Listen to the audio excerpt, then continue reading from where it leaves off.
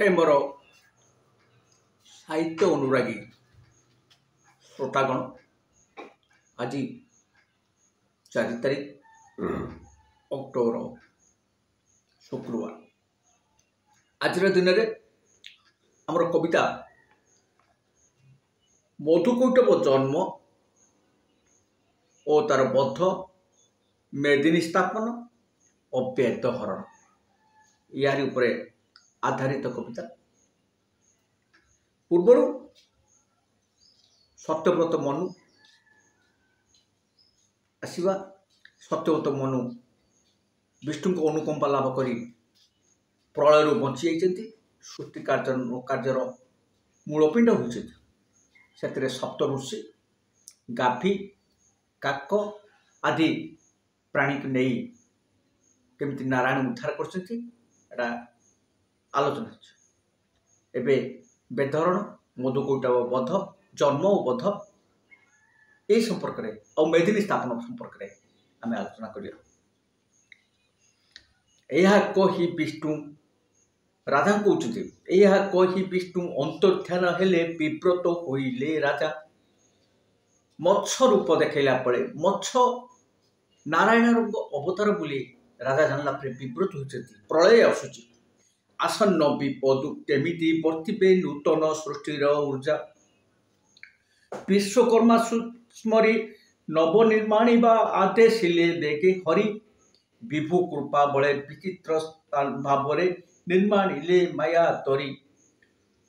मायातरी एक रचना करिसंती नारायण आद्य सृजनी रे सत्यव्रत मनु साथे सतरूपा देवी आदेश हरि संखोली कहिले हेबु सृजनी रे भाली आद्य सृजनी रे सत्यव्रत मनु साथे सतरूपा देवी आदेश हरि संखोली कहिले हेबु सृजनी रे भावी सप्त ऋषि काक सप्तरूपा साथे मनु तरी रे गमिले मत्स्य रूपे हरि शिवंक क्रोधरु सृजनी संचिर अखिले मार्करे मनुआ गुरु को पुछई किपरि सृजन हेला प्रलय जल रे मेदिनी शिलारे रूपांतरित होइला बुझिलु मनुआ एपरि कथाए सुण मन कर्ण देई बट वृक्ष मूले विश्रामीण आंबे आलो शिव जा बोलई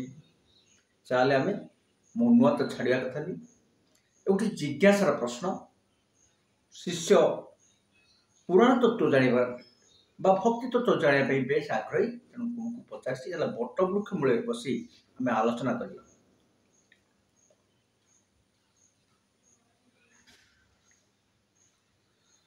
बट वृक्ष मूले बसी गुरुदेव क्लांति उपशम कले मनुर जिज्ञासा समाधान अर्थे गुप्त पेड़ी खोलिले मार्कंड पुराणे जहा विषय रे दिव्य तत्व संदेशी जहा तपी बर भणिचंती शास्त्रे ताहा फिटाई कहूची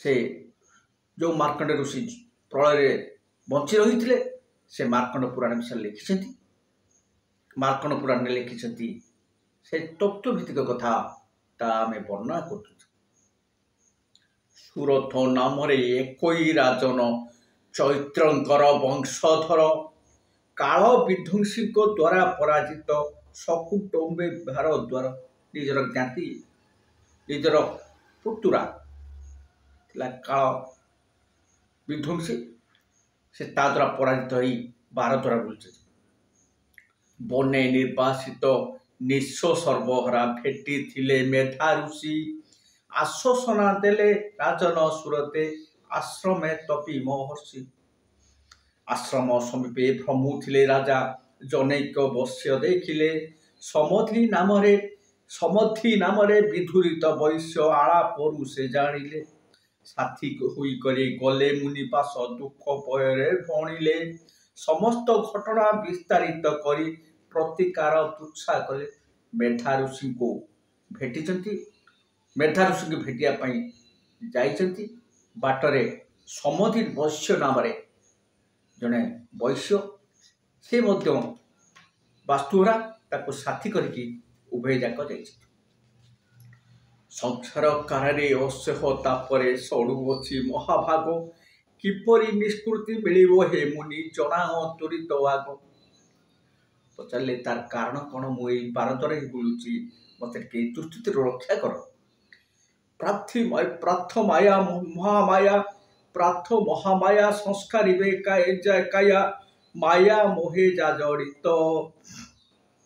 ତାଙ୍କ ଦୟା ଥିଲେ ଲଭିବ ସୁଦଶା କଲ୍ୟାଣ ହେବ ପ୍ରାପତ। ଆସକ୍ତିର ପଡ଼ି ନରହର ବର ନିଷ୍ଠାରେ ଲୋଟେ ସୁକରି। ମାୟାରେ ଷଡ଼ହି ମୋର ବୋଲି ମରିଚିକା ପଥେ ଘୁରି। ମହାମାୟା କିଏ? ରଚୁଥାନ୍ତି ମାୟା ଆଚମ୍ବିତ ଭାବ ଆସେ। ଦିଅ ହେ ବତାଇ ପୁଣ୍ୟାତ୍ମା ପ୍ରବର ମାୟା ମୋହ ପ୍ରାଣ ଗ୍ରାସେ। ମାର୍କଣ୍ଡ ଦେବୀଙ୍କ ବିଷୟରେ ମହାମାୟାଙ୍କ ବିଷୟରେ ଜାଣିବା ପାଇଁ ସୁରତ ମେଧା ଋଷିଙ୍କୁ ପ୍ରାର୍ଥନା କଲେ। ସେ ତାଙ୍କର ତତ୍ତ୍ୱ ଜଣାଇଛନ୍ତି, ସେ କେଉଁଠି ପାଇବେ ତାଙ୍କର ସନ୍ଧାନ ଦେଇଛନ୍ତି ସେଠାରେ ମେଧା ଋଷି। ମାର୍କଣ୍ଡ ପୁରାଣେ ସୃଜନୀର ତତ୍ତ୍ୱ ଯାହା ତପି ଲେଖିଛନ୍ତି। ମହାମାୟା ଦେବୀ ଅବିନାଶୀ ସତ୍ୟ ସର୍ବତ୍ର ବିରାଜୁଛନ୍ତି। ନିତ୍ୟ ଆବର୍ତ୍ତନେ ନୂତନ କଳ୍ପରେ ନୂତନ ସୃଜନୀ ଘଟେ। ପ୍ରତି କଳ୍ପ ପରେ ପ୍ରଳୟ ବିନାଶ କଳ୍ପାନ୍ତ ଶେଷରେ ଘଟେ। ପ୍ରତି କଳ୍ପ ଯାଇସାରିବ, ତାପରେ ପ୍ରଳୟ ଆସିବ। ମହାପ୍ରଳୟରେ ଅଥଳ ଜଳରେ ଯୋଗ ନିଦ୍ରାରେ ଠାକୁର ବିରମନ୍ତି ବିଷ୍ଣୁ ନିଶ୍ଚିତ ମନରେ କଳ୍ପିତ କଳ୍ପ ବୃକ୍ଷର। ବିଷ୍ଣୁ ସେଠୁ ମଧୁକୈଟବ ବିଷୟରେ ଜନ୍ମ ବିଷୟରେ ସେ ଆରମ୍ଭ କଲେ। ବିଷ୍ଣୁଙ୍କ ଠାରୁ କେମିତି ଜନ୍ମ ହେଲେ? ବିଷ୍ଣୁ କଳ୍ପ ବଟରେ ବିଶ୍ରାମ ନେଇଛନ୍ତି, ସେଇଠାରେ ସେ ବୃତ୍ତାନ୍ତ ଜଣାଇଛନ୍ତି। ବିଷ୍ଣୁ କର୍ଣ୍ଣମଳି ସୃଜନୀ ଉଚ୍ଛର ମଧୁକୈଟବର ଛଦ୍ମ। କିଛି ଶାସ୍ତ୍ର ବୋଲେ ବ୍ରହ୍ମାଙ୍କ ନାସାରୁ ସୃଷ୍ଟ ଯମଜ ଅଧମ। ଜନ୍ମ ହେଇଛନ୍ତି ମଧୁକୈଟବ। କିଏ କହନ୍ତି ବ୍ରହ୍ମାଙ୍କର ନାସାରୁ ଜନ୍ମ, କିନ୍ତୁ ଏଠାରେ ମାର୍କଣ୍ଡ ଋଷି କହିଛି ମଧୁକୈଟବ ନାରାୟଣଙ୍କର କର୍ଣ୍ଣମଳିର ଜନ୍ମ। ମହାପ୍ରଳୟରେ ପ୍ରାଣୀଙ୍କ ବିଲଏ ଝରିଲା ଦି ଟୋପା ଲୁହ। ବିଷ୍ଣୁଙ୍କ ଲୁହରୁ ଯମଜ ଭ୍ରାତର ହୋଇଥିଲା ଅଭ୍ୟୁଦୟ। ମହାପ୍ରଳୟରେ ବିଷ୍ଣୁଙ୍କ ଲୁହରୁ ଯମଜ ଭ୍ରାତ ଦୁଇ ଭାଇ ଜନ୍ମ ହେଇଥିଲେ ବୋଲି ଆଉ କେହି ତତ୍ତ୍ୱ ବଖାଣିଛନ୍ତି। ଭିନ୍ନ ମତବାଦ ପୁରାଣେ ବର୍ଣ୍ଣିତ ମଧୁକୈଟବଙ୍କ କଥା। ହୋଇଲେ ଦୁର୍ଦ୍ଦଣ୍ଡ ଉନ୍ମତ୍ତ ଦାନବ ଇଚ୍ଛିଲେ ନାସିବେ ଧାତା। ଭୟେ ବେଦପତି କୈଳାସ ଗମିଲେ ଶିବେ ନିବେଦିବା ପାଇଁ। ଜଣାଇଲେ ବେଗେ ମଧୁକୈଟବ ଯେ ଆସନ୍ତି ବଧିବା ପାଇଁ। କହିଲେ ମୋତେ ମାରିବେ ବୋଲି ମଧୁକୈଟବ ଧାଇଁଲେଣି। ସେ ଶିବ, ହେ ମହାକାଳ ମୋତେ ଉଦ୍ଧାର କର। ହେ ଭୋଳା ମହେଶ ଉପାୟ ବତାଅ, ଦୈତ୍ୟ ଉଦଣ୍ଡ ହେଲାଣି। ଦେଖି ପାରୁନାହିଁ ଅସୁର ଚାପରେ କମ୍ପଇ ସାରା ମେଦିନୀ। ଶୁଣ ବେଦବର ଯାହା ମୁଁ କହୁଛି, ବିଷ୍ଣୁ ଦେବ ପାଶେ ଯାଅ। ଉପାୟ ସୃଜିବେ ବିଭୁବନମାଳି, ଏଥରୁ ନିଶ୍ଚିନ୍ତ ରୁହ। ବେଳଉଣ୍ଡି ଦୈତ୍ୟ ବ୍ରହ୍ମପୁରେ ପଶି ଦେଖିଲେ କୋମଳମତି। ଖେଳୁଛନ୍ତି ବସି ଆବଦ୍ଧ କୁଟୀରେ ସତେ କି ଚତୁର୍ଦ୍ଧା ମୂର୍ତ୍ତି। ଚାରି ମୂର୍ତ୍ତି, ଚାରିଟା ବାଳକ ଖେଳୁଛନ୍ତି। ସେ କିଏ? ନିଶ୍ଚିତ ମନରେ ବେଦ ଚତୁଷ୍ଟୟ ଜାଣିଲେ ଦୈତ୍ୟ ବାମର। ଆକର୍ଷି ରାକ୍ଷସ ହରଷିତ ମନେ ଘେନି ଗଲେ ନିଜପୁର। ଚାରି ପିଲାଙ୍କୁ ଧରିକି ସେ ଚାଲିଗଲେ। ଚାରି ବେଦ ରୂପ ସାମ ଯଜୁ ଅଥର୍ବ। କୈଳାସରୁ ଫେରି ବେଦବର ବ୍ରହ୍ମା କୁଟୀର ମେଲା ଦେଖିଲେ। ବେଦ ଶିଶୁ ଦୃଷ୍ଟେ ନ ଦେଖି ବିଧାତା ବିଷାଦ ବିବ୍ରତ ହେଲେ। ଧ୍ୟାନ ବଳେ ବ୍ରହ୍ମା ଘଟଣା ଜାଣିଲେ ମଧୁକୈଟବଙ୍କ କାର୍ଯ୍ୟ। ବେଦ ହରି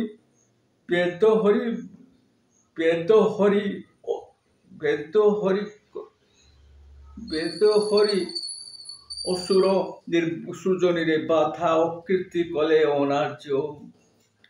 ଗୁହାରି କରିଲେ ଶ୍ରୀ ବିଷ୍ଣୁ ପୟରେ ଫେରି କରି ନିଜ ଦୁଃଖ ବେଦ ହରି କରି ପାଷାଣ୍ଡ ରାକ୍ଷାସେ ସୃଜନୀ କଲେ ବିମୁଖ ସୀମିତ ଆବଦ୍ଧ ହେଲେ ଜ୍ଞାନ ଜ୍ୟୋତି ବନ୍ଧି ରହି ଦୈତ୍ୟପୁରେ ବିକିରଣ ହେବ ନାହିଁ ବେଦ ଜ୍ଞାନ ମର୍ତ୍ତ୍ୟ ମାନବ ଲୋଟ କରେ ବିକିରଣ ହେବ ନାହିଁ ବେଦ ଜ୍ଞାନ ମର୍ତ୍ତ୍ୟ ମାନବ ଲୋକରେ ଏଥକୁ ଉପାୟ କର ହେ ଗୋସାଇଁ ଉଦ୍ଧର ସୃଜନୀ ସତ୍ତା ଅଧ୍ୟାତ୍ମ ନୈତିକ ସମାଜ ଦର୍ଶନ ଉପଲବ୍ଧେ ଅନୁଚିନ୍ତା ସୃଜନୀ ପ୍ରଗତି ଅନ୍ତ ହୋଇଯିବ ସଳିତା ଇନ୍ଧନ ବିନା ବୁଦ୍ଧି ଦିଶୁ ନାହିଁ ଉପାୟ ପାଉନି ଆରତେ କରେ ପ୍ରାର୍ଥନା ସ୍ମିତ ହାସ ମୁଖେ ପ୍ରଦାନୀ ଅଭୟ ଆଶ୍ୱାସିଲେ ବେଦବର ମାରିବି ରାକ୍ଷସ ହେବ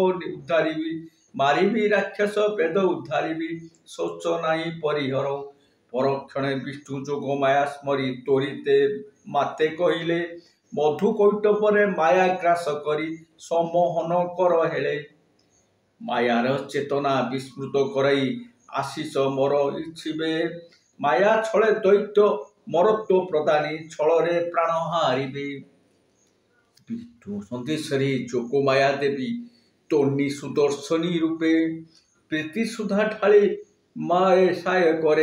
ମାର ସାୟ କରେ ଅନଙ୍ଗେ ତଡ଼ିତ ତାପେ ପୁଛିଲେ ଯମଜ କାହାର ତନୟା କାହାର ରମଣୀ ତୁହି ଚାରୁ ସୌନ୍ଦର୍ଯ୍ୟରେ ରମ୍ଭା ସଚୀ ମେନା ସରି ହେବେ ନାହିଁ କେହି ମହାମାୟା ନିଜେ ଏକ ସୁନ୍ଦରୀ ସ୍ତ୍ରୀ ହେଇକି ଯାଇଛନ୍ତି ମଧୁ କୈଟବ ଭୋଳ ହେଇଯାଇଥିବେ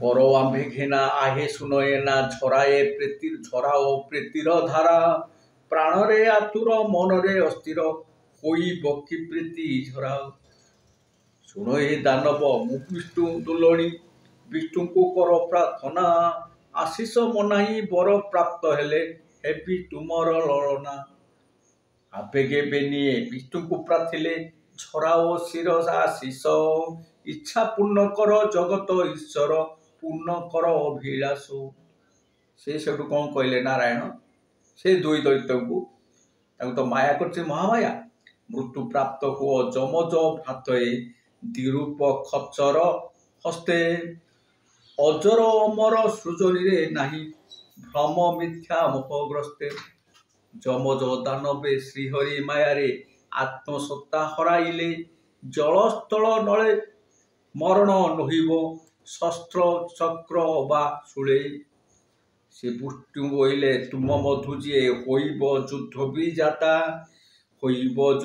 ଜାତା ତାହାକୁ ବରିବି ଜାମତା ରୂପରେ ଟେକି ଦେବି ମୋ ଦଇତା ଶ୍ରୀକୃଷ୍ଣ କହିଲେ ତମ ଭିତରେ ଯେ ବୀର ମୁଁ ତାଙ୍କ ହସ୍ତରେ ମୋ ଦୁଇଟାକୁ ଅର୍ପଣ କରିବି ସେ ଦୁଇଟା କିଏ ମହାମାୟା ନିଜେ ମାୟା ମୋହେ ଦୈତ୍ୟ ରଣ ଆରମ୍ଭିଲେ ମରଣାନ୍ତକ ହୋଇଲା ହୟଗ୍ରୀବ ରୂପେ ବିଷ୍ଣୁ ମାୟାଧାରୀ ଦୈତ୍ୟ ସକାଶେ ଚଳିଲେ କ୍ଳାନ୍ତ ବେନି ଦତ୍ତ ଜାନୁ ପରେ ରଖି ଦୁଇଙ୍କ ଶିର ଛେଦିଲେ 6 ଖଣ୍ଡ କରି 12 ଗୋଟି ପିଣ୍ଡେ ପୃଥ୍ୱୀ 12 ସ୍ତର ହେଲେ 6 ଖଣ୍ଡ କରି 12 ଗୋଟି ପିଣ୍ଡେ ପୃଥ୍ୱୀ 12 ସ୍ତର କଲେ ମାୟାର ଭିଆଣେ ପ୍ରଳୟ ଜଳରେ ନୂତନ ସୃଜନୀ ହେଲା ମଧୁ କୈଟବରୁ ମେଦରୁ ମେଦିନୀ ଧରଣୀ ଶିଳା ସୃଜିଲା ଏଇଠି ଧରଣୀ ସୃଷ୍ଟି ହେଇଛି ବା ମେଦିନୀ ସୃଷ୍ଟି ହେଇଛି ଏତିକି ବାଟ ରଖିକି ମୁଁ ବିଦାୟ ନେଉଛି ପୁଣି ଆସନ୍ତା ଏପିସୋଡରେ ଆମେ ଆରମ୍ଭ କରିବା ରହିଲି ନମସ୍କାର।